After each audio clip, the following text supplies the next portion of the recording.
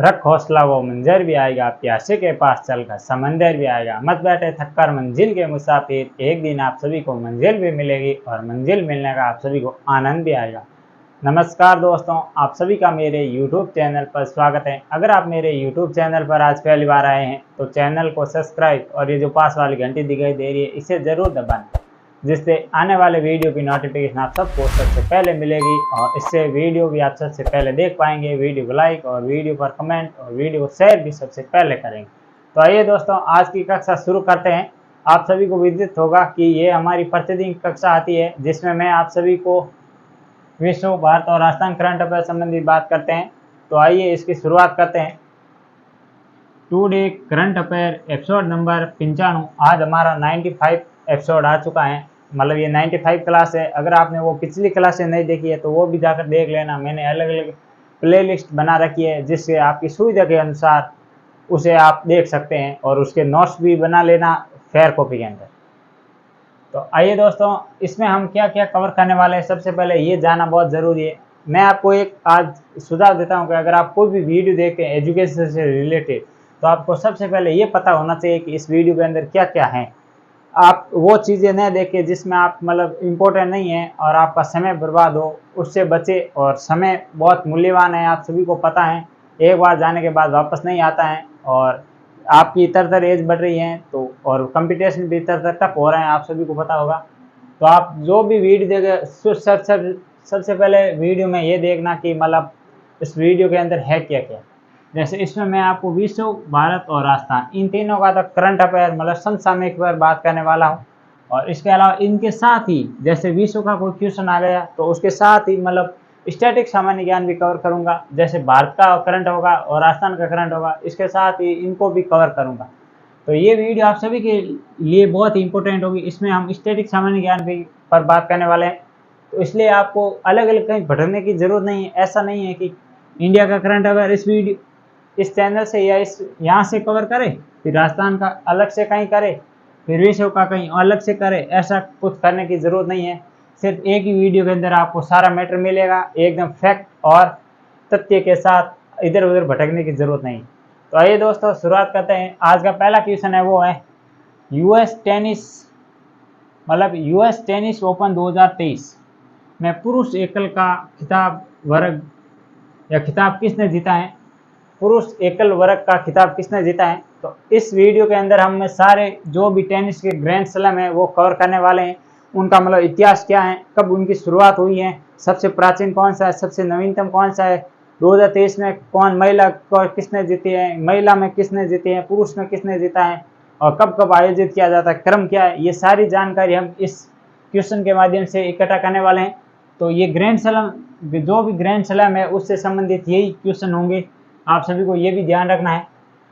तो option A है वो है डेनियल मेदवेदेव, ऑप्शन बी है वो है नोवाक जोकोविच, ऑप्शन सी है वो है हैरी हिलियोवारा और ऑप्शन डी है वो है चिराग शेट्टी। तो इसका जो राइट आंसर होगा वो होगा ऑप्शन नंबर बी, नोवाक जोकोविच। नोवाक जोकोविच ने हाल ही में यूएस टेनिस ओपन 2023 का पुरुष एकल का खिताब जीत लिया है। तो इसके बारे में हम बात करने वाले हैं। तो सबसे पहले देख लेते हैं tennis grand slam. Tennis grand slam ये टोटल कितने होते हैं, तो ये ध्यान रखना है, ये 4 प्रकार के ग्रैंड स्लैम होते हैं और वो भी देखने वाले हैं 4 प्रकार के। तो सबसे पहले कौन कौन से होते हैं और कब कब होते हैं वो भी देखने वाले हैं। तो सबसे पहले इधर मैं लिख देता हूँ 4 प्रकार के, एक इधर लिख देंगे। ये 4 प्रकार के होते हैं। कौन कौन से होते हैं, तो ये होते हैं, सबसे पहले आएगा ए, फिर एफ, फिर डब्ल्यू, ए। अगर आपको याद नहीं हो रहा है तो ये ट्रिक भी मैं बताऊंगा इसी के साथ, ये भी आप सभी को ध्यान रखना है। सबसे पहले होता है ए मतलब ऑस्ट्रेलिया ओपन, ये भी ध्यान रखना है। नंबर 2 पर होता है वो होता है फ्रेंच ओपन, एफ मतलब फ्रेंच ओपन। ये टेनिस के ग्रैंड स्लैम है, ध्यान रखना है ये भी। और डब्ल्यू का मतलब है वो है विंबलडन ओपन, विंबलडन ओपन, ये भी ध्यान रखना है। विंबलडन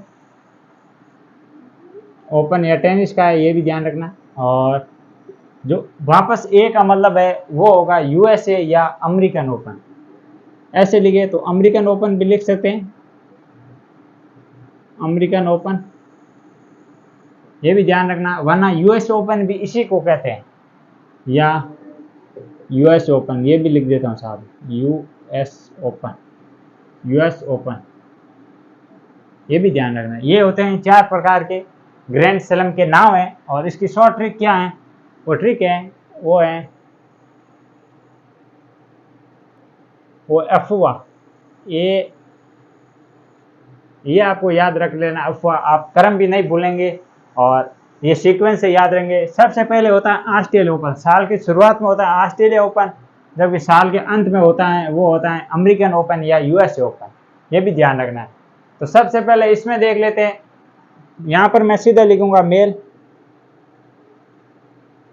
और यहाँ पर लिखूंगा मैं फीमेल, जो कि वर्ष 2023 के ये मैं ग्रैंड स्लैम बताने वाला हूँ। विजेता, महिला विजेता और पुरुष विजेता एकल श्रेणी में, डबल श्रेणी का याद नहीं करना है आप सभी को, इतना खाली यही इसका इंपॉर्टेंट है, वो ही आएगा। तो इसमें वो है नोवाक जोकोविच, नोवाक जोकोविच। नोवाक जोकोविच किस देश के हैं, तो ये हैं सर्बिया के, ये भी ध्यान रखना। नोवाक जोकोविच कहाँ के हैं, सर्बिया के।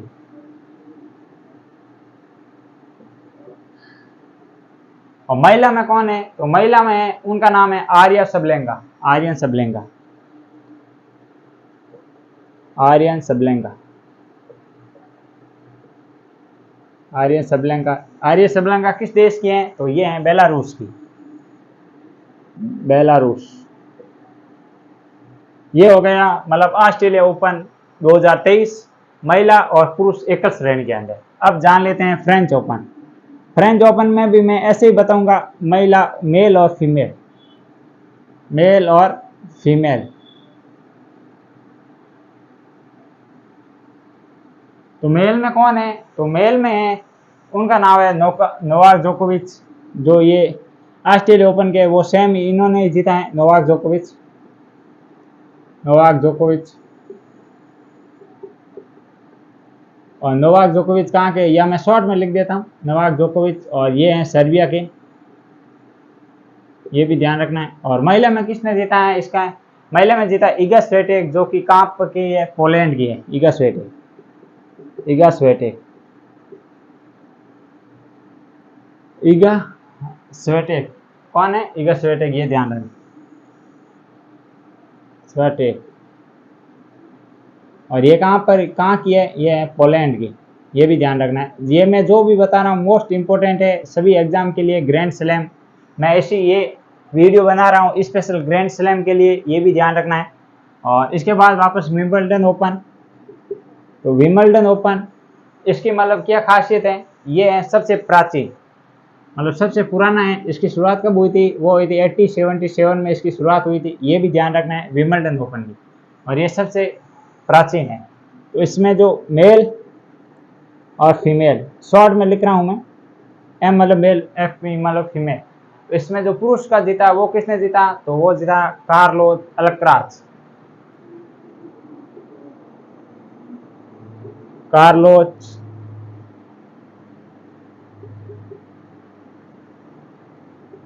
कार्लोस अल्कराज, अल्कराज, ये भी ध्यान रखना। ये कार्लोस अल्कराज कहाँ के निवासी है, तो ये है स्पेन के, स्पेन के निवासी है, स्पेन के निवासी है। और महिला में ये किसने जीता है, तो महिला में जीता है, उनका नाम है मार्कोस आंद्रोसोवा, महिला का नाम है वो है मार्कोस, मार्कोस, मार्कोस आंद्रोसोवा, आंद्रोसोवा। और ये कहाँ की है, ये है चेक गणराज्य, चेक गणराज्य की, ये भी ध्यान रखना, चेक गणराज्य, गणराज्य चेक गणराज्य की है, ये भी आप सभी को ध्यान रखना है। और मैं बताऊंगा कौन सा सबसे इम्पोर्टेंट है और कौन सा आपको सबसे अधिक ध्यान रखना है, ये भी ध्यान रखना। और अब हाल ही में वो हुआ है कौन सा, अमेरिकन ओपन। अमेरिकन ओपन में मेल और फीमेल। मेल में किसने जीता? मेल में जीता वो तो मैंने इधर ही लिखा है, पुरुष एकल का खिताब किसने? नोवाक जोकोविच ने। तो मैं शॉर्ट में लिख रहा हूँ नोवाक जोकोविच, आप समझ लेना। और फीमेल का किसने जीता है, ये बहुत इंपॉर्टेंट है। और ये जो महिला है इसने अपना करियर का पहला खिताब जीता है, ये भी आप सभी को ध्यान रखना है। उनका नाम है कोको, आप सिर्फ कोको याद रख लेना, बाकी कोको गॉय। इनका पूरा नाम क्या है? उनका नाम पूरा है, उनका नाम है मतलब कोको गॉय, ये भी आप सभी को ध्यान रखना है। और देखें इसके बारे में, तो ये तो सब पहले हो चुके हैं और ये हाल ही में हुआ है, तो इसका जो आयोजन स्थल वो भी पूछ सकता है, तो वो भी देखने वाले हैं। तो कहाँ पर ये आयोजित किया गया, आयोजन स्थल कहाँ पर है? तो आयोजन स्थल है वो है न्यूयॉर्क के अंदर। न्यूयॉर्क के अंदर इसका आयोजन किया गया, ये भी आप सभी को ध्यान रखना है। और कोको गॉय ये कहाँ की है निवासी महिला? तो ये है वो है मतलब ये कोको है वो है यूएसए की, अमेरिका की है निवासी, ये भी आप सभी को ध्यान रखना है। और ये मात्र 19 वर्ष की है, 19 वर्ष की है, ये भी आप सभी को ध्यान रखना है। तो ये आयोजन स्थल कहाँ पर हुआ था? तो ये हुआ था न्यूयॉर्क के अंदर। और अब और देख लेते हैं ये मतलब इसकी शुरुआत कब हुई थी? तो इसकी शुरुआत वो भी इम्पोर्टेंट है, वो है 1881 के अंदर। 1881 के अंदर इसकी शुरुआत हुई, जबकि 1877 के अंदर इसकी शुरुआत हुई। ये सबसे प्राचीन है और ये इसके बाद में शुरू हुआ, ये भी आप सभी को ध्यान रखना। और इसके ये कहाँ पर खेला जाता है? ये तो हो गई इसकी शुरुआत। खेला कहाँ पर जाता है?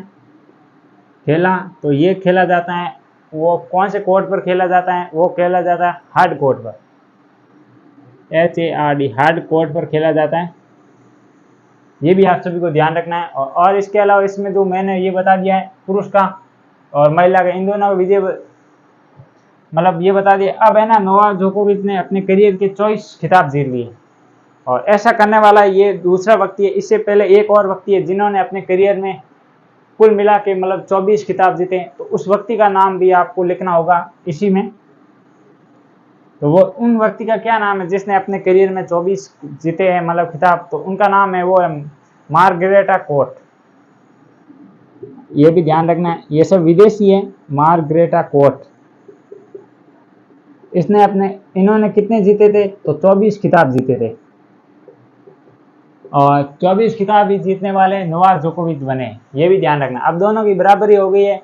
अगर नेक्स्ट ईयर वापस नोवाक जोकोविच कोई भी इन चारों में से कोई भी एक खिताब जीता है तो ये दूसरे नंबर पर आ जाएंगे और ये विश्व के पहले खिलाड़ी बन जाएगी, ये भी आप सभी को ध्यान रखना है। और एक और है कि इसने नोवाक जोकोविच ने किसको हराया? तो किसको हराया था? तो ये हराया था, उनका नाम है जो ऑप्शन नंबर ए में दिख रहा है आपको, डेनियल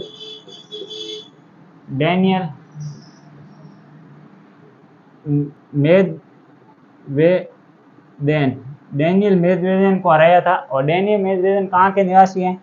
तो ये हैं रूस के हैं, जो कि उप विजेता रहे थे इस टूर्नामेंट के अंदर, यूएसए टेनिस टूर्नामेंट के अंदर। और देखिए यूएसए टेनिस मतलब टेनिस में महिला एकल में जीता किसने है? तो ये जीता कोको गॉय ने, ये भी आप कोको गॉक ने जीता है। और तो ये इसने किसको हराया था? तो महिला में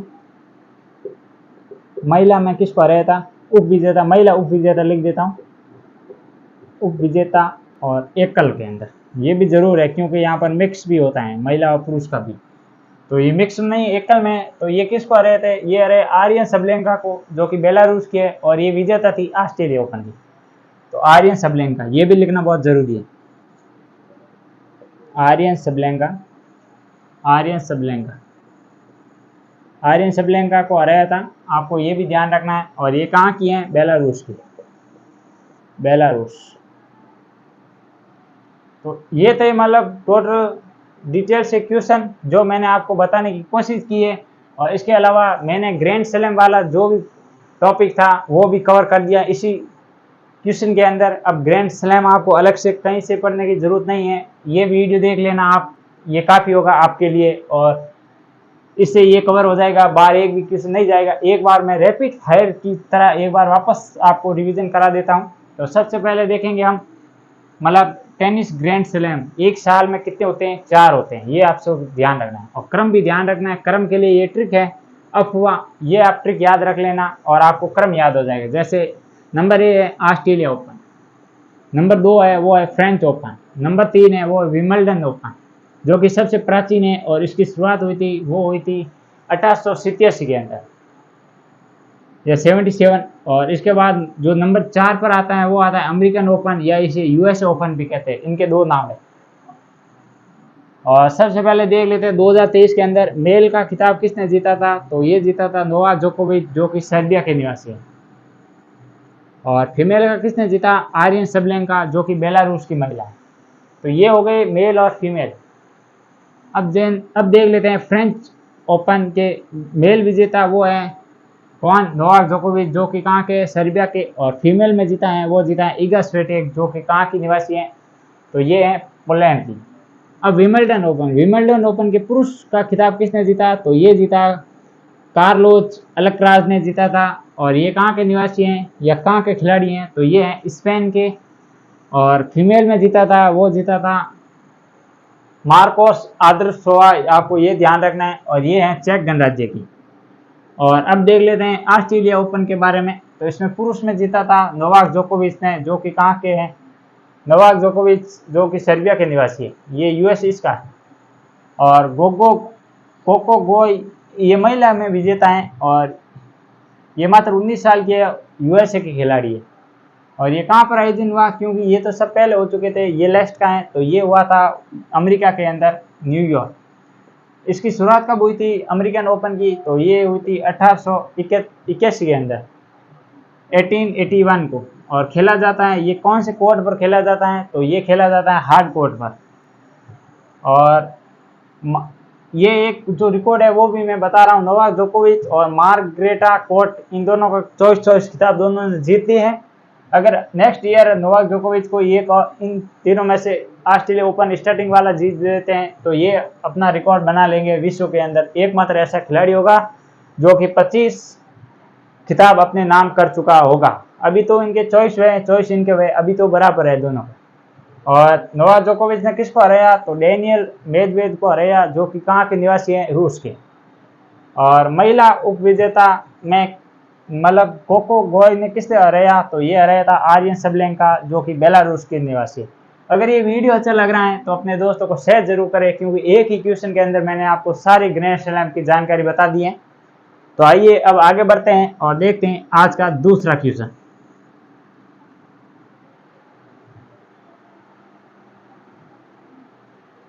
आज का दूसरा क्वेश्चन है वो है हाल ही में 6.8 तीव्रता के भूकंप से कुप्रभावित मार्कोस शहर कहाँ स्थित है।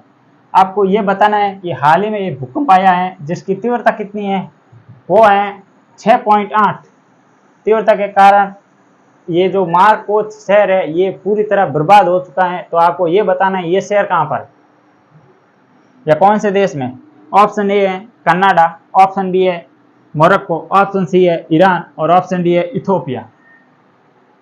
तो इसका जो राइट आंसर होगा वो तो होगा ऑप्शन नंबर डी मोरक्को।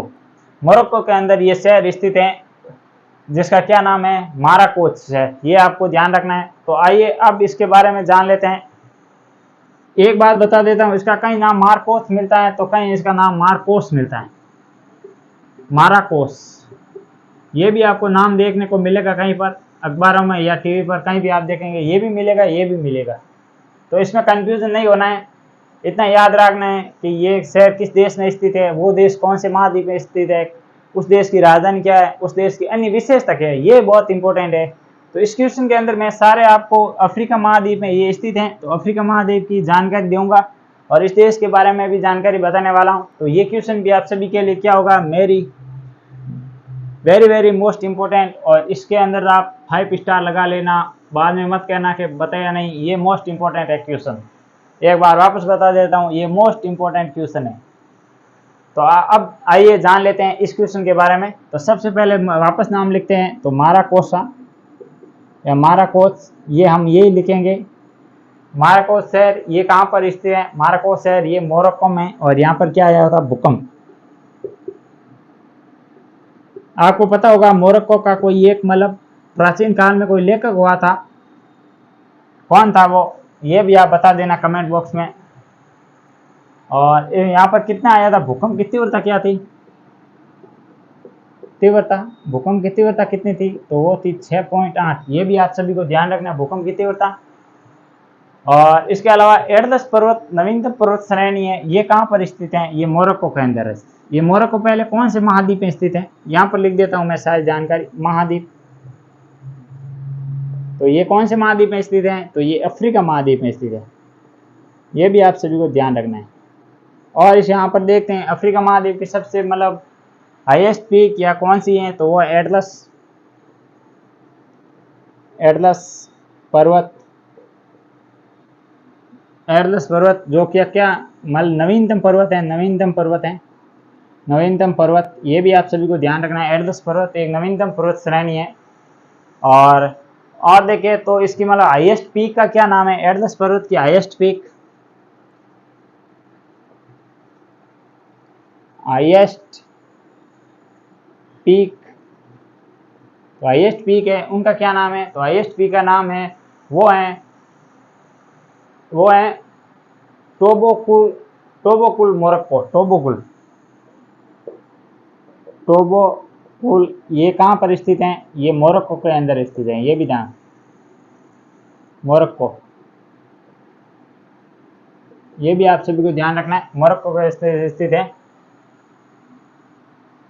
और देखें तो इसमें जो होगी मतलब अफ्रीका महाद्वीप में स्थित है। और अब है ना मोरक्को की राजधानी बता दो, और मोरक्को की आर्थिक या सांस्कृतिक राजधानी, ये भी आप सभी को बताना हो। तो मोरक्को की राजधानी, मोरक्को की राजधानी, तो मोरक्को की राजधानी का क्या नाम है, और मोरक्को की आर्थिक सांस्कृतिक राजधानी, सांस्कृतिक राजधानी, तो मोरक्को के देश की राजधानी है, उनका नाम है, राजधानी का वो है रबात, रबात। जबकि सांस्कृतिक राजधानी थी वो थी मार्कोस या मार्कोस, या मार्कोस है, मार्केसा, माराकोसा, ये थी सांस्कृतिक राजधानी। ये भी आप सभी को ध्यान रखना है, और इसके बारे में हम डिटेल से जानकारी जानने वाले हैं। तो कौन कौन सी इंपॉर्टेंट है वो भी देखने वाले हैं जानकारी। अगर वीडियो अच्छा लग रहा है तो अपने दोस्तों को शेयर जरूर करें, ताकि उनको भी पता चल सके हमारी जो भी कक्षा है उनके बारे में, और वो भी पढ़ सके current affair plus static GK, और अपनी सफलता में एक अहम योगदान बना सकते हैं इस कक्षा का। तो और देख लेते हैं क्या है महत्वपूर्ण अन्य जानकारी। तो यहाँ पर आपको एक और बता देता हूँ, मोरक्को और स्पेन के अंदर एक जल संधि है, दोनों को जोड़ने की एक जल संधि है। उस जल संधि का क्या नाम है, वो है जिब्राल्टर जल संधि। तो उनके बारे में लिख देते हैं, जिब्राल्टर जल संधि, जिब्राल्टर,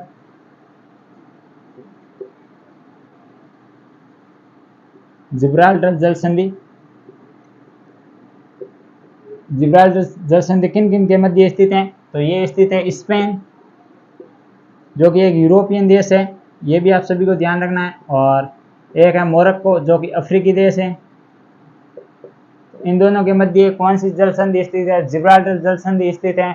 और इसके अलावा यहाँ पर इसे क्या कहते हैं, यहाँ पर एक और है अटलांटिक सागर और भूमध्य सागर, ये भी इन्हीं देशों के पास स्थित हैं, और यही जल संधि इनको अलग करती हैं। तो अटलांटिक सागर, अटलांटिक सागर और भूमध्य सागर, ये विश्व भूगोल की दृष्टि से इंपॉर्टेंट है। भूमध्य सागर,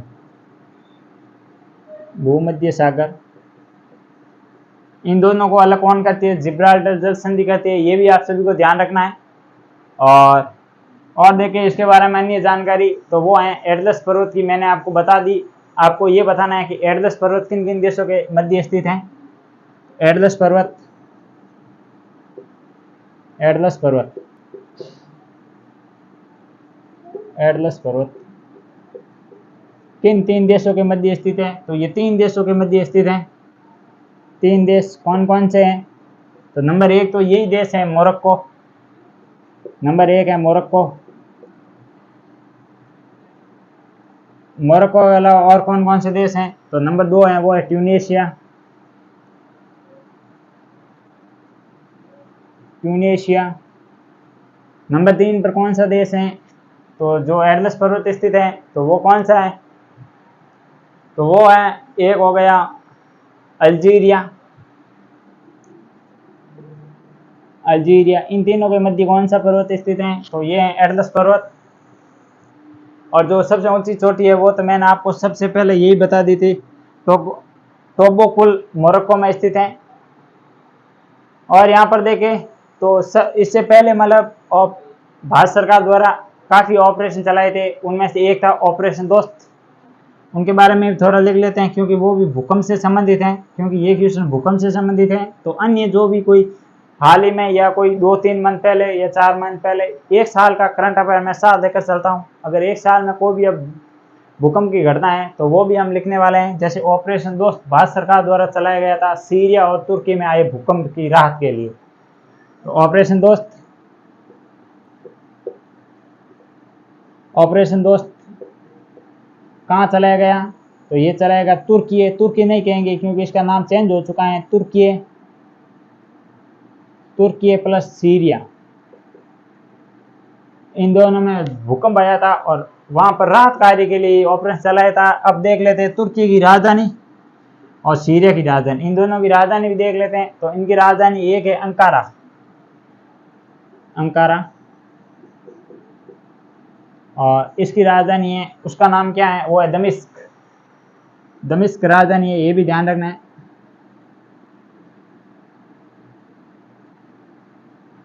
तो इन दोनों की राजधानी भी आप सभी को ध्यान रखना है।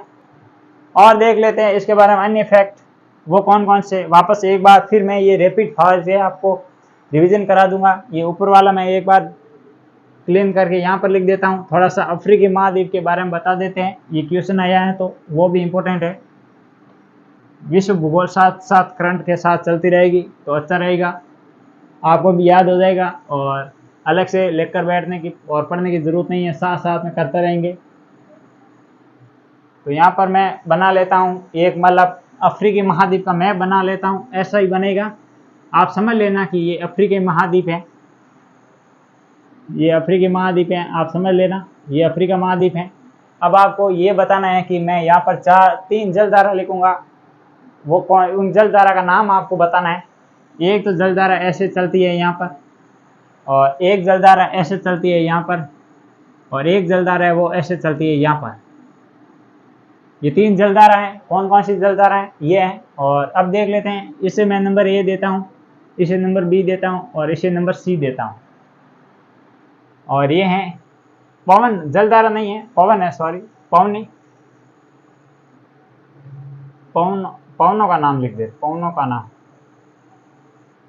तो number A, number B, number C. तो नंबर ए पर कौन सी है वो भी देखने वाले हैं, और नंबर बी पर कौन सी है वो भी देखने वाले हैं। जैसे नंबर ए पर है वो है जो ये ऐसे चलती है पवने, तो वो कौन सी पवन है? उसका नाम है वो है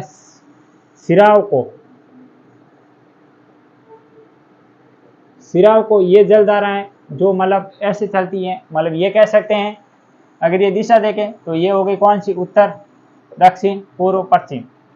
ये दक्षिण पश्चिम से उत्तर पूर्व की ओर चलती है, ये मैप के अनुसार मैं आपको बता रहा हूँ। और नंबर 2 पर है या नंबर बी पर है, उसका नाम है वो है खमसीन धारा, खमसीन पवने।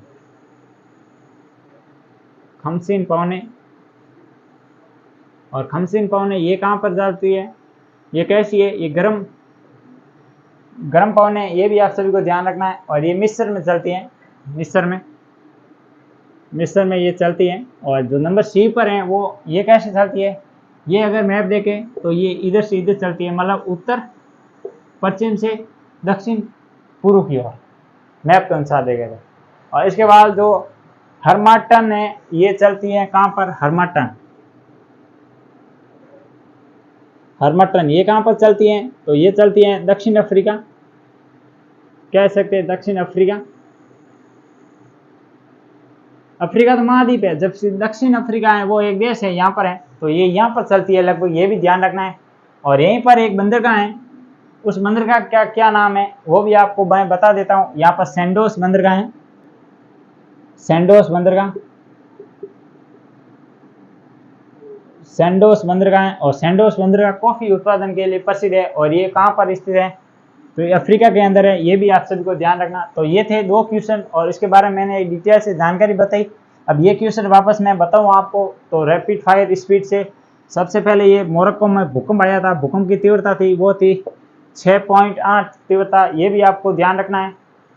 और इसके अलावा और देखें तो ये अफ्रीका महाद्वीप में स्थित देश हैं, और एटलस पर्वत श्रृंखला इसी देश में स्थित है। एटलस 3 देश में स्थित है, कहाँ कहाँ पर, मोरक्को, ट्यूनीशिया और अल्जीरिया, इन तीनों देशों के अंदर एटलस स्थित है। एटलस की सबसे ऊंची चोटी का क्या नाम है, तो उनका नाम है वो है तो टोबोकुल है, जो कि मोरक्को देश में स्थित है। ये भी आप सभी को ध्यान रखना है। मोरक्को की राजधानी क्या है, तो रबात मोरक्को की राजधानी है। जबकि मोरक्को की सांस्कृतिक राजधानी का क्या नाम है, तो उसका नाम है वो है ये उनका नाम है माराकोच, ये इसकी सांस्कृतिक राजधानी है। और इसके अलावा और देखें तो जिब्राल्टर जल संधि किन 2 देशों के मध्य स्थित है, या किन 2 महाद्वीप के मध्य स्थित है, तो सबसे पहले स्थित है वो है यूरोप और अफ्रीका। उसके बाद देखते हैं तो यूरोप में कौन से देश हैं, वो स्पेन से इसकी सीमा लगती हैं, और स्पेन और अफ्रीका में वो है मतलब मोरक्को। स्पेन और मोरक्को को अलग करने वाली जल संधि का नाम है जिब्राल्टर जल संधि। जिब्राल्टर जल संधि आर्कटिक महासागर और इसके अलावा भूमध्य महासागर को भी अलग करती हैं। ये भी आप सभी को विश्व भूगोल की दृष्टि से मोस्ट इंपोर्टेंट ये जो फैक्ट बता रहा हूँ वो होगा। इसके अलावा ये मैंने एटलस फेरो बता दी। और भारत सरकार द्वारा एक ऑपरेशन चलाया गया जिसका नाम था ऑपरेशन दोस्त। ये किन देशों में चलाया गया, तो वो चलाया गया सीरिया और तुर्की के अंदर। सीरिया की राजधानी का क्या नाम है, वो है दमिश्क। और तुर्की की राजधानी या तुर्की की राजधानी का क्या नाम है, तो तुर्की की राजधानी का नाम है वो है अंकारा। तो ये थे 2 क्वेश्चन। अगर वीडियो अच्छा लग रहा है तो अपने दोस्तों को शेयर जरूर करें। आगे बढ़ते हैं और देखते हैं आज का तीसरा क्वेश्चन। विश्व मसाला कांग्रेस का 14वां संस्करण कहाँ आयोजित होगा। आपको ये बताना है कि विश्व मसाला कांग्रेस है, इसका 14वां संस्करण ये कहाँ पर आयोजित किया जाएगा। ऑप्शन ए है मुंबई, ऑप्शन बी है बेंगलुरु, ऑप्शन सी है कोची और ऑप्शन डी है वो है नागपुर। तो इसका जो राइट आंसर होगा वो होगा option number A Mumbai. Mumbai में कौन सा मतलब 14वां संस्करण आयोजित किया जाएगा किसका, वो विश्व मसाला कांग्रेस का। तो आइए इसके बारे में हम जान लेते हैं पूरा डिटेल से जानकारी। तो सबसे पहले लिखते हैं यहाँ पर विश्व मसाला, जिसे इंग्लिश में क्या कहते हैं मसाले को, तो वो कहते हैं स्पाइसेस, स्पाइस या स्पीसीज कांग्रेस। इसकी स्थापना कब हुई थी, तो इसकी स्थापना भी देखेंगे। तो सबसे पहले ये जान लेते हैं कि ये मतलब नंबर 1 ऐसे मैं स्टार बना के लिख रहा हूँ। और इसके बाद इसका मतलब होस्ट देखते हैं। सबसे पहले होस्ट, तो इसका होस्ट है वो है भारत। और भारत में कौन सा शहर है, तो भारत में देखे या सबसे पहले यहाँ पर लिख देता हूँ मुंबई। मुंबई, और मुंबई में कौन सा है, तो मुंबई में वो है जैसे मुंबई भारत, ये इसका होस्ट है इस बार। और संस्करण कौन सा है, या क्रम, तो क्रम है वो है 14वां क्रम है, ये भी आप सभी को ध्यान रखना है। और इसके अलावा आयोजन कब होगा, आयोजन तिथि, आयोजन तिथि, तो आयोजन तिथि कौन सी है, तो आयोजन तिथि है वो है 15 से 17 सितंबर। और आयोजन स्थान मैंने आपको बता दिया है। और इसकी थीम क्या है, ये भी इम्पोर्टेंट है। छोटी थीम होती है वो अक्सर एग्जाम में आती है, बड़ी थीम कभी भी एग्जाम में नहीं आएगी, आएगी छोटी आएगी, ये ध्यान रखना। या तो आएगी नहीं आएगी छोटी आएगी, या तो 4 वर्ड हो गए या 3 हो गए, ऐसे आएगी। जिसकी इसकी क्या है, तो इसकी है vision 2030, vision 2030, vision 2030 spices, spice, vision 2030 spice, ये ध्यान रखना है, ये इसकी थीम है। और इसके अलावा अन्य ये तो इतना ही था। और देख लेते हैं जैसे भारत को मसाला का कटोरा कहा जाता है, मसाला का कटोरा।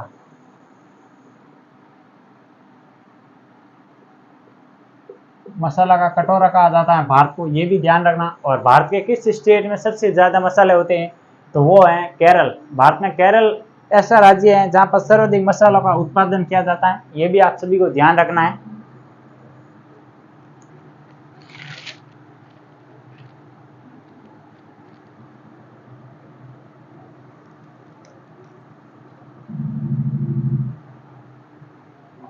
और देखें तो इसका जो पहला सम्मेलन कब हुआ था, फर्स्ट एडिशन या फर्स्ट आयोजन कब हुआ था, तो वो भी देख लेते हैं। इसका फर्स्ट आयोजन हुआ था, वो हुआ था 1991 में, नहीं 1919 के अंदर, 1990 के अंदर हुआ था कोच्चि के अंदर।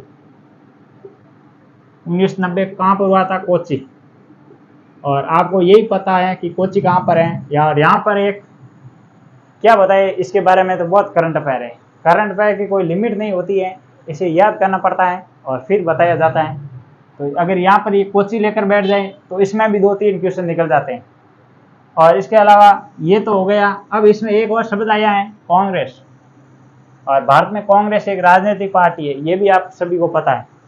और अमेरिका के संसद को भी सीनेट कहता है, उसके एक मतलब कांग्रेस भी कहा जाता है, निम्न हाउस को या लो हाउस है उसको कांग्रेस भी कहते हैं। यहाँ पर जो कांग्रेस है उसका ऑपरेशन कर देते हैं। कांग्रेस की स्थापना, क्योंकि ये शब्द आ गए ना तो छोड़ेंगे नहीं इसको। प्रथम अध्यक्ष, ये मैं यहाँ पर पॉइंट लिख रहा हूँ, प्रथम अध्यक्ष, वापस यहाँ पर लिख रहा हूँ, यहाँ पर ये जगह पड़ी है, प्रथम अध्यक्ष, प्रथम महिला अध्यक्ष, प्रथम महिला अध्यक्ष। और मैं यहाँ पर और पॉइंट लिखता हूँ, प्रथम भारतीय महिला अध्यक्ष, प्रथम भारतीय महिला अध्यक्ष। एक और लिखूंगा, वर्तमान अध्यक्ष। ये 5 पॉइंट आपको कांग्रेस के ऐसे याद होने चाहिए कि रात में भी अगर कोई पूछे ना कि बताओ कांग्रेस के बारे में आप क्या जानते हो, तो आपको ये 5 पॉइंट ऐसे याद होने चाहिए, जैसे मतलब सपने में भी आप जब सो रहे हो तो ये पॉइंट आपको गुनगुनाना चाहिए सपने के अंदर। तो सबसे पहले इसकी स्थापना कब हुई थी, 1885 के अंदर, ये ध्यान रखना। इसके अलावा प्रथम अध्यक्ष व्योमेश चंद्र बनर्जी।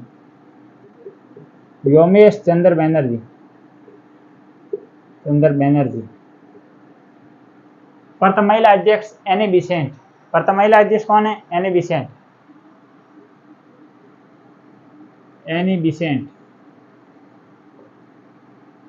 और प्रथम भारतीय महिला सरोजिनी नायडू। आपको यह बताना है कि सरोजिनी नायडू किस राज्य की या तो राज्यपाल रही या मुख्यमंत्री रही, इन दोनों में से कौन से पद पर रही और किस राज्य की रही, ये दोनों आपको बताने हैं कमेंट बॉक्स में। सरोजिनी होता है, सरोजिनी नहीं होता है, सरोजिनी नायडू, ये भी आप ध्यान रखना। और वर्तमान अध्यक्ष कौन है, तो मल्लिकार्जुन खड़गे। मल्लिकार्जुन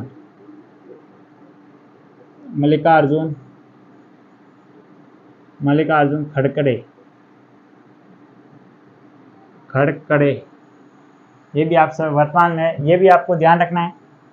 और इसके बारे में अन्य जानकारी जाने इससे पहले मैं आपको ये बता देता हूँ, ये एक बार वापस रिपीट कर देता हूँ, उसके बाद यहाँ पर और अन्य फैक्ट लिखने वाले इससे संबंधित। तो विश्व मसाला कांग्रेस प्रथम बैठक इसकी कब आयोजित की गई थी, तो ये की गई थी कोच्चि में 1990 के अंदर। ये वर्तमान में कौन सी है, ये है 14 नंबर की। और कहाँ पर आयोजित हो रही है, मुंबई, भारत। क्रम 14, ये मैंने आपको बताया। तिथि 14 से 17 सितंबर, नहीं 15, 16, 17, 3 दिन सितंबर के अंदर। थीम विजन 2030 स्पाइस, यानी मसाला। और इसके बारे में ये मैंने बता दिया, भारत को कटोरा कहा जाता है। भारत में सर्वाधिक किस राज्य में सबसे अधिक मसाले उत्पादन होता है, वो होता है केरल के अंदर। ये आयोजन बता दिए। ये कांग्रेस के बारे में एक फैक्ट, ये दूसरा फैक्ट, ये तीसरा फैक्ट, ये चौथा फैक्ट और ये पांचवा फैक्ट। ये कांग्रेस के बारे में आपको एनी टाइम याद होना चाहिए। अब थोड़ा सा यहाँ से मिटा के वापस अन्य और फैक्ट लिखने वाला हूँ, फिर आगे बढ़ेंगे, अगला क्वेश्चन देखेंगे। अन्य और फैक्ट देखें तो देख लेते हैं। मैंने विश्व कॉफी सम्मेलन 5वां, ये भी भारत में हुआ था, आपको पता होगा, मैंने कराया था शायद तक। विश्व कॉफी सम्मेलन ये हुआ था बेंगलुरु के अंदर। बेंगलुरु कहाँ पर है? कर्नाटक। बेंगलुरु के अंदर किसका मुख्यालय है? इसरो का। ये भी आपको ध्यान रखना है। बेंगलुरु को सिलिकॉन वैली कहते हैं, बेंगलुरु को IT सिटी भी कहते हैं। और इसका जो कौन सा संस्करण था? 5वां संस्करण। तो संस्करण था 5वां, ये भी आप सभी को ध्यान रखना है। और देखे तो ये मतलब इसका होस्ट आप बता दिया। एक मैंने आपको बताया था पिछले, इससे जो आगे क्वेश्चन गया था पीछे, उसमें बताया था कॉफी बंदरगाह, सेंडोस बंदरगाह, वो मैंने आपको बता दिया है। और एक ये देख लेते हैं, जैसे ब्राजील में कॉफी के मैदान है, उनको क्या कहते हैं? ब्राजील के अंदर जो कॉफी के मैदान है, ब्राजील में कॉफी के मैदान, कॉफी के मैदान, उसको क्या कहते हैं? उसे फेजेंडा कहते हैं। आपको ये भी ध्यान रखना है, फेजेंडा कहते हैं उसे। और देखें तो मतलब आपको पता होगा लौंग के लिए कौन सा प्रसिद्ध है? लौंग के लिए, जिसे क्लोव आइलैंड किसे कहते हैं? लौंग या क्लोव, लौंग को इंग्लिश में कहते हैं क्लेव, क्लेव आइलैंड, आइसलैंड, आइलैंड। ये कौन सा है? ये है जंजीबार तंजानिया। और यहाँ पर ये जंजीबार तंजानिया नाम आए हैं, आपको याद आना चाहिए कि यहाँ पर किसके द्वारा एक मतलब देश से बाहर एक IIT मद्रास द्वारा अपना ही कॉम्प्लेक्स देश के बाहर खोला गया था, ये भी आपको पता होगा। जंजीबार, जंजीबार, ये है तंजानिया, ये भी आप सभी को ध्यान रखना है। और इसमें देखें तो अन्य और देख लेते हैं, कोई अन्य और फैक्ट हो तो सबसे पहले पुर्तगाली वास्को डी गामा, ये इतिहास का भी एक फैक्ट है। 1498 क्यों प्रसिद्ध है? 1498 के अंदर कौन सी घटना हुई थी? तो यहाँ पर एक पुर्तगाली आया था, विदेशी, प्रथम भारत में आया था, Vasco D gamma, Vasco D gamma. तो ये कहाँ पर आया था? ये आया था कालीकट तट, कालीकट। और ये तट कहाँ पर है? केरल के अंदर है, ये ध्यान रखना। और ये प्रथम पुर्तगाली था, और पुर्तगाली ये थे जिन्होंने तंबाकू का पौधा लाए थे, और जहांगीर के काल में, ये आपको ध्यान रखना है। तो ये थे इस क्वेश्चन के बारे में डिटेल से जानकारी। आइए आगे बढ़ते हैं और देखते हैं आज का चौथा क्वेश्चन। सीमा सड़क संगठन दुनिया का सबसे ऊंचा लड़ाकू हवाई अड्डा कहाँ स्थापित करेगा? ऑप्शन ए है सिक्किम, ऑप्शन बी है मेघालय, ऑप्शन डी है उत्तराखंड, और ऑप्शन डी है लद्दाख। तो इसका जो राइट आंसर होगा वो होगा option number D, Ladakh. Ladakh में हाल ही में सीमा सड़क संगठन द्वारा सबसे ऊंचा लड़ाकू हवाई अड्डा बनाया गया। तो आइए इसके बारे में भी जान लेते हैं, कहाँ पर ये बनाए गए हैं, और ये सीमा सड़क संगठन है, इसकी स्थापना कब हुई थी, और किस मंत्रालय के अधीन आता है ये, और इसका क्या कार्य है, ये भी हम सबसे पहले जानने वाले हैं। तो सबसे पहले हम जानने वाले हैं कि लद्दाख के न्यूमा, लद्दाख के कौन सा जिला है? न्यूमा एक मतलब लद्दाख के अंदर एक स्थान है ल्यूमा, न्यूमा। यहाँ पर इसे BRO के द्वारा, BRO बॉर्डर रोड ऑर्गेनाइजेशन, इसकी फुल फॉर्म होती है। सीमा, हम ये कह सकते हैं सीमा सड़क संगठन। और ये कहाँ पर है? न्यूमा। और देखें तो इसके बारे में, तो यहाँ पर दुनिया का सबसे ऊंचा हवाई अड्डा बनाया गया है, ये भी आप सभी को ध्यान रखना है। यहाँ पर लिख देता हूँ अन्य फैक्ट। दुनिया का सबसे ऊंचा हवाई अड्डा, ये भी ध्यान रखना है, दुनिया का सबसे ऊंचा हवाई अड्डा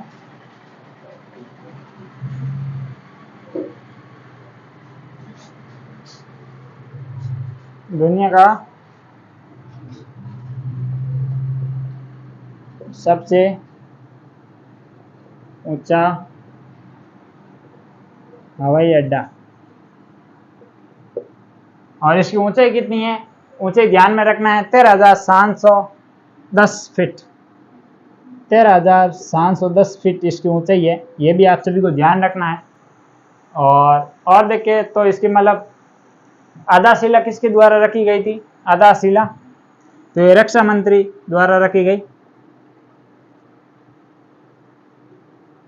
आधारशिला तो रक्षा मंत्री श्रीमान राजनाथ सिंह।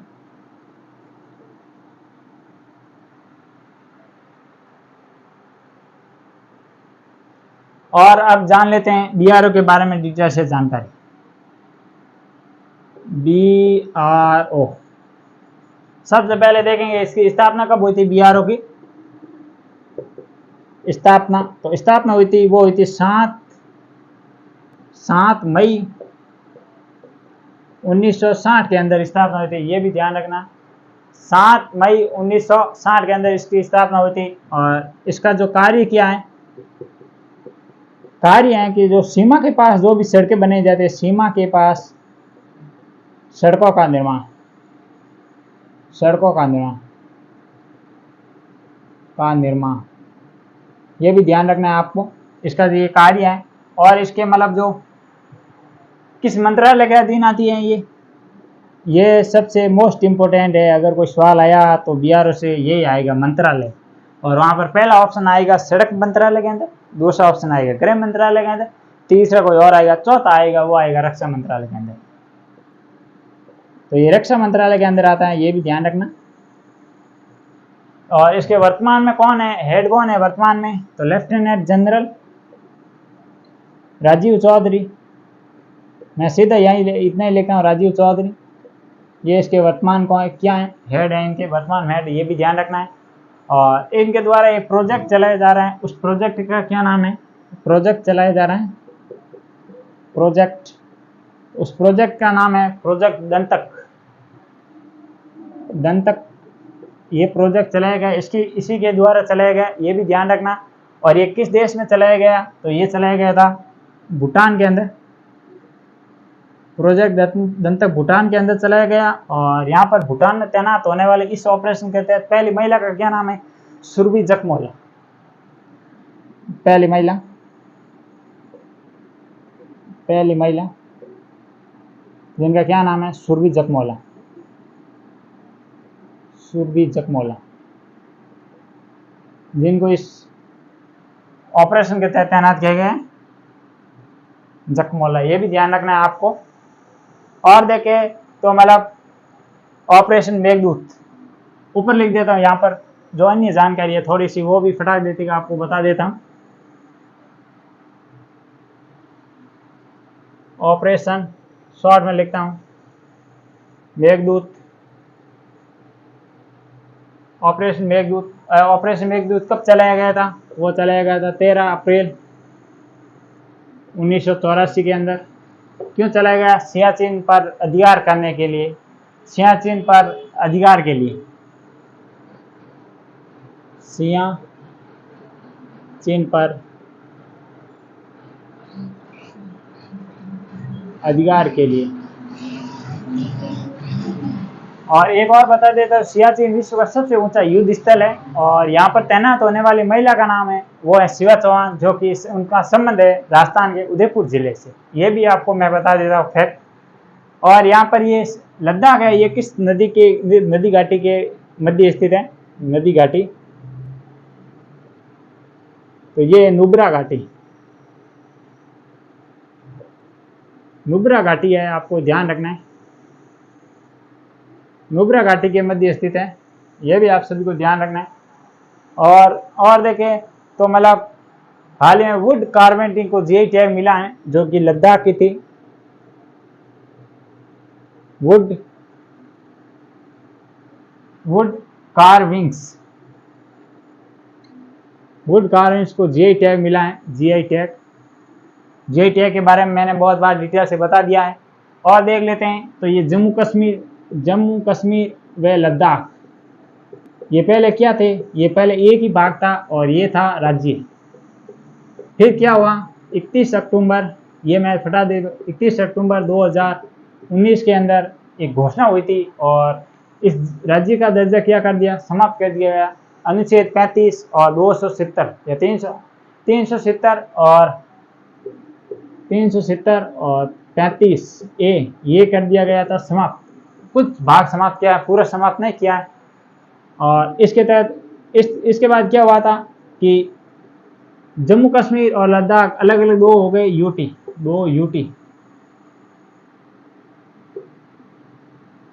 बना दिए, यूनियन टेरिटरी बना दिए गए। आपको ये भी ध्यान रखना है। और लद्दाख के दो जिले हो गए, एक हो गया लेह और एक हो गया लद्दाख। एक क्या है? लेह, और एक का क्या नाम है? लद्दाख है या कुछ और है? लेह इसकी राजधानी है लद्दाख की, और एक यहाँ पर मुझे याद नहीं है या लद्दाख है या कुछ और है, ये मुझे पता नहीं। तो ये थे 4 क्वेश्चन। आज का वीडियो काफी लंबा हुआ है क्योंकि आज का पहला क्वेश्चन और दूसरा क्वेश्चन मोस्ट इंपोर्टेंट थे। पहला क्वेश्चन ग्रैंड स्लैम से था, इसलिए उसमें अधिक टाइम लगी है, तो आप अलग से नोट्स बना लेना। पहला क्वेश्चन मोस्ट इंपोर्टेंट था। तो ये थे 4 क्वेश्चन जिसमें मैंने आपको विश्व और भारत का करंट अफेयर बताया है। अगर वीडियो अच्छा लगा तो अपने दोस्तों को ज़्यादा से ज़्यादा शेयर जरूर करें और एक वीडियो पर लाइक जरूर करें। आज का 5वां क्वेश्चन जो होगा Rajasthan current affair plus Rajasthan static सामान्य ज्ञान से। तो आज का 5वां क्वेश्चन है वो है G20 शिखर सम्मेलन से पूर्व यूनिवर्सिटी ऑफ न्यूयॉर्क अमेरिका की किस संस्था के साथ साझा रिसर्च सेंटर बनाने पर सहमति बनी है।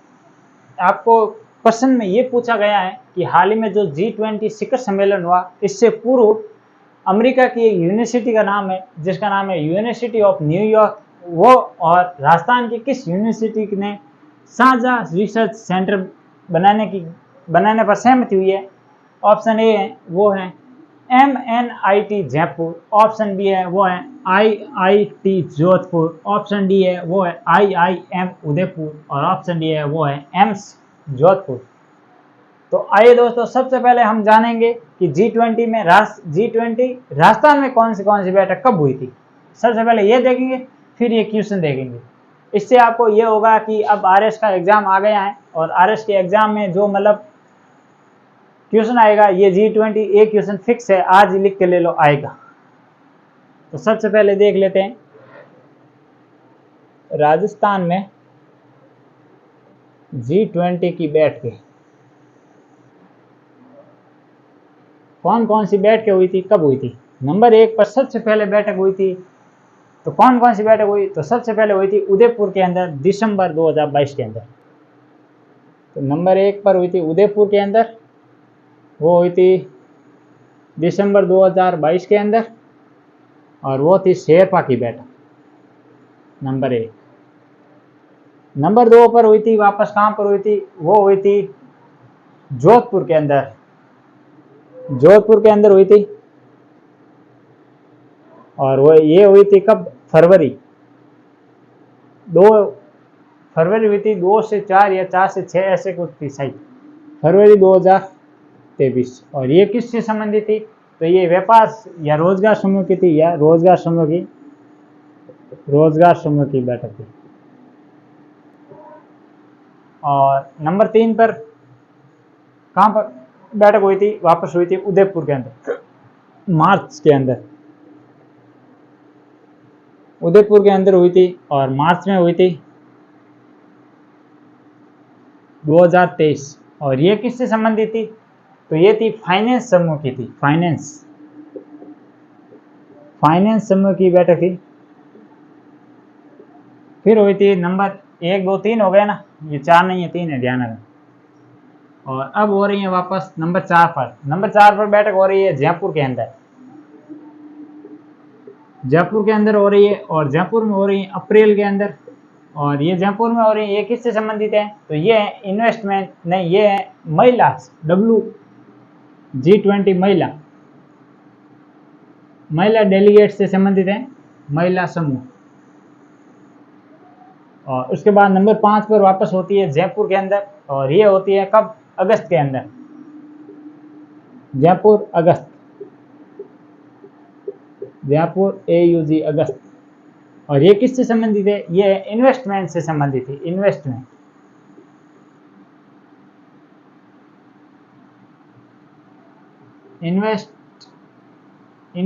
से संबंधित थी। तो ये राजस्थान में 5 बैठकें हुई थी G20। ये आप सभी को याद रखना है। पहली बैठक उदयपुर के अंदर, दूसरी जोधपुर, वापस उदयपुर, वापस जयपुर, ये हो गया। अब हुआ क्या कि नई दिल्ली के अंदर हुई थी बैठकें। तो ये मैं एक वापस मिटा देता हूँ, आपको मैंने बता दिया। अब नई दिल्ली के अंदर 9 व 10 सितंबर को नई दिल्ली के अंदर 9 व 10 सितंबर को हुआ था G20 का शिखर सम्मेलन हुआ था। G20 का शिखर सम्मेलन लिख देता हूं मैं सीधा, शिखर सम्मेलन। G20 का शिखर सम्मेलन हुआ था। और इसमें क्या हुआ था? भारत और अमेरिका के बीच बहुत ऐसे उद्देश्य हुए, बहुत सारे मतलब बहुपक्षीय समझौते हुए थे। भारत व अमेरिका के मध्य बहुपक्षीय समझौते हुए थे। और इन्हीं समझौते के अंदर एक और समझौता ये हुआ कि इसमें मैंने अभी आपको आंसर नहीं बताया, आंसर बताने वाला हूं। तो इसका जो राइट आंसर होगा वो होगा IIT जोधपुर। IIT जोधपुर और IIT Jodhpur plus university of New York America. तो सीधे मैं लिख देता हूँ USA, अमेरिका हो गए। इन दोनों के मध्य कौन सा समझौता हुआ? तो ये हुआ शारजाह रिसर्च सेंटर का समझौता हुआ। ये भी आप सभी को ध्यान रखना है। और इसके अलावा ये तो थे क्वेश्चन नंबर 5, इतने ही है इसके बारे में जानकारी। आइए आगे बढ़ते हैं और क्वेश्चन नंबर देखते हैं 6। हाल ही में मुख्यमंत्री ने कहा नए पैनोरमा, यहाँ पर पैनोरमा लिखा हुआ, ध्यान रखना, पैनोरमा बनाने के प्रस्ताव को मंजूरी प्रदान की है। ऑप्शन ए कैरू गांव जोधपुर, ऑप्शन बी है वो है बंदी गांव है, बंदी गांव बूंदी के अंदर, और ऑप्शन सी है फलोदी, और ऑप्शन डी है जहाजपुर भरतपुर। जहाजपुर जो कि है कहाँ पर? भरतपुर में। तो इसका जो राइट आंसर होगा वो ये गड़बड़ हो गया एक ऑप्शन। इसका जो है ना ऑप्शन ए भी सही है और ऑप्शन बी सभी। इन दोनों के अंदर मतलब हाल ही में पैनोरमा बनाने को मंजूरी प्रदान की है CM अशोक गहलोत द्वारा। तो इसका जो राइट आंसर होगा वो ये भी होगा, ये भी होगा, ध्यान रखना। यहाँ पर ऑप्शन ये लिखना था मुझे, यहाँ पर ये मिटा देता हूँ। ऑप्शन ए व बी दोनों। तो इसमें क्या कहा गया है कि मतलब CM अशोक गहलोत द्वारा नंबर 1, नंबर 2, नंबर 1 है कैरू गांव जो जोधपुर में स्थित है। और यहाँ पर पैनोरमा बनेगा। पैनोरमा किसका बनेगा? तो वो बनेगा महर्षि नवल का। यहाँ पर पैनोरमा किसका बनेगा? पैनोरमा तो वो बनेगा महर्षि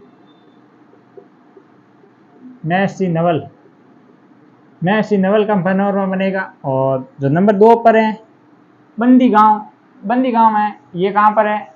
बंदी कह सकते हैं या बूंदी है, बूंदी गांव, ये बूंदी के अंदर है, बूंदी के अंदर है। और यहाँ पर किसका पैनोरमा बनेगा? तो यहाँ पर बनेगा बूंदा मीना का। बूंदा मीना वही है व्यक्ति हैं जिन्होंने बूंदी की स्थापना की थी, ये भी ध्यान रखना था। बूंदा मीना का बनेगा और इनके द्वारा ही मतलब घोषणा की गई, नहीं मतलब बूंदी की स्थापना की गई थी, ये भी ध्यान रखना।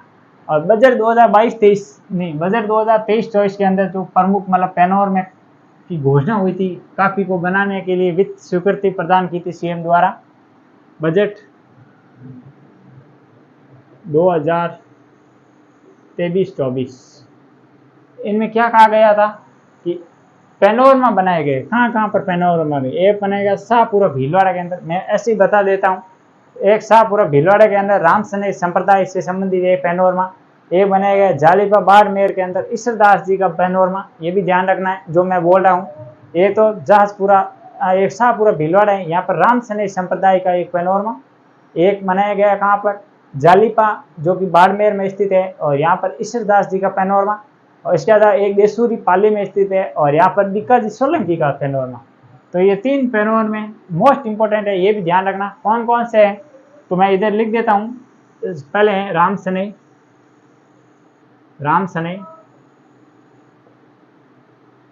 सनेही संप्रदाय का पैनोरमा।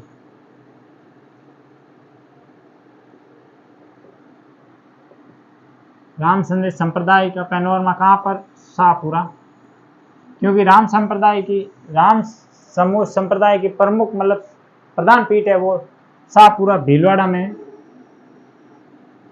अब ध्यान रखना, शाहपुरा मुझे लगता है नया जिला बन गया है, पर ये पहले का है क्वेश्चन, ये ध्यान रखना। नंबर 2 वो है जालिपा बाड़मेर के अंदर, और जालिपा बाड़मेर के अंदर है, और ईश्वरदास जी का पैनोरमा,